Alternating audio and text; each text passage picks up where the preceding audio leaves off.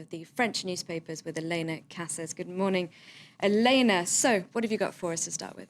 Good morning again, Claire. It's the markets against democracy. That's Libération's headline this morning. They're talking, of course, about the way that those new governments in Greece and Italy have been put in place, not via the ballot box, but via pressure from international markets.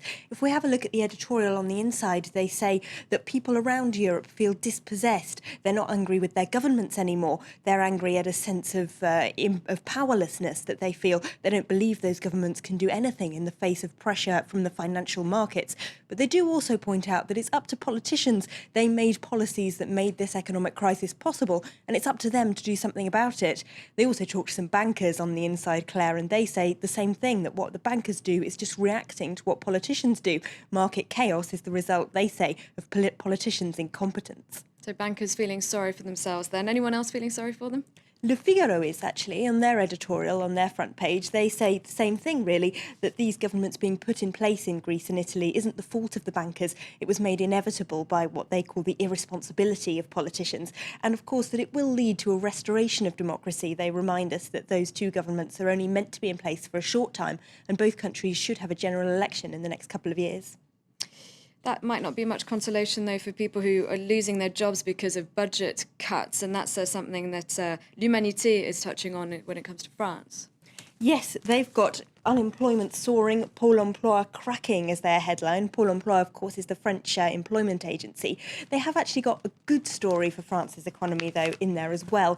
They say, of course, that unemployment is soaring and France's services can't quite cope with it. But if we have a look inside, there is one story of some staff who managed to save their company. This is a factory in the southwest of France that was actually bought up by its staff when it was going to close down 2 years ago. They managed to convince an Italian company to buy it and to rehire 70% of the people who'd lost their jobs when it was going to close down. So the paper says that's a heartwarming story of what the staff can do to actually save their company when it looks like it might be collapsing. Moving on from the economy, you're going to tell us about the Green Party. They're, of course, making headlines because they're trying to come to an agreement at the moment with the socialists. Yeah, they've got until Saturday to come to some kind of electoral pact with François Hollande's socialists, but both sides have raised the tone a bit recently.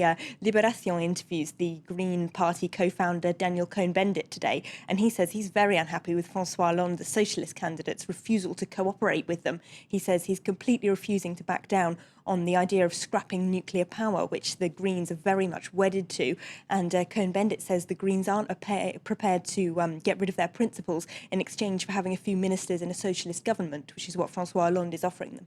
How much of a concern, though, is all things green to voters when the economy is in such a state? Well, that's the thing. Have Green politicians actually missed their moment? That's what Le Monde is asking today. They're saying when people are so concerned about the economy, do Green politicians have anything to offer? Well, they've been talking to a whole bunch of different European politicians who had their European Green conference in Paris this last weekend, and they say, yes, they do. They've got fresh thinking that could bring Europe out of the economic crisis. They say that Green politicians have just as much to say about things like curbing bankers' bonuses as they do about stuff like nuclear energy, and they are rising in popularity across the continent. Not quite so much here, though. Green candidate Eva Joly has only got about 5% of voting intentions in recent polls.